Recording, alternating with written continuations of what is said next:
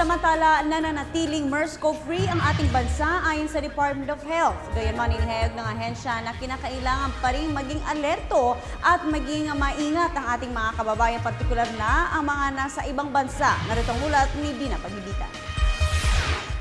Bagamat nananatiling Middle East Respiratory Syndrome Coronavirus o MERS-CoV-free ang Pilipinas, hindi umano dapat na makampante ang mga Pinoy na hindi ito maaaring umabot sa bansa. Kaya naman ilang seminar at informative materials ang ipinapakalat ng DOLE at OWA sa mga Pinoy na aalis ng bansa. Isinama na ho natin itong mga info materials on MERS-CoV sa ating pre-departure orientation seminar para sa lahat ng mga OFW, all types of skills na kailangan may kaalaman sila dito sa virus na ito. Dapat ring personal na alamin ng bawat Pinoy ang mga kaukulang impormasyon ukol sa MERS-CoV, kung ano-ano ang mga sintomas nito at paano ito maiiwasan dahil ito ay maaaring maipasa mula sa isang taong infected. We're still MERS-CoV-free as of now, but then as I've always been saying, the threat is always there.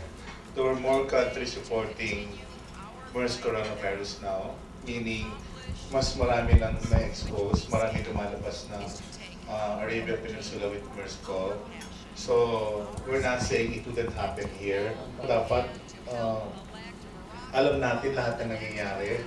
At yung pinakamatindi dito is yung cooperation talaga ng tao. Kasabay nito, wala pa rin inilalabas na travel ban patungong gitnang silangan, gayon din mula roon pauwi ng Pilipinas. Kasalukuyan pa umunong pinag-aaralan ng gobyerno, partikular ng Department of Foreign Affairs, ang sitwasyon sa Middle East. Upang tumulong sa malawakang evaluation, nakatakdang magpadala ang bansa ng isang medical team sa Middle East. Hindi lang doktor, kundi mga expert din sa ibang larangan tulad ng epidemiologist din, para matukoy kung paano ang pwede natin gawin at paano assistance ang pwedeng ibigay din sa ating mga, lalo na yung mga na-expose sa ganitong mga kaso. 5 Pinoy ang sinasabing nakakonfine ngayon sa UAE at Abu Dhabi, habang isang Pinoy rin sa Riyadh ang nasa ICU. Una rito, isang Pinoy nurse mula sa UAE ang namatay noong April 10, 2014 sanhi ng virus.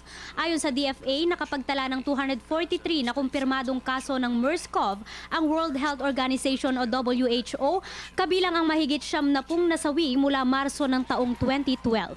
Para sa Telebisyon ng Bayan, ako si Dina Paghibitan.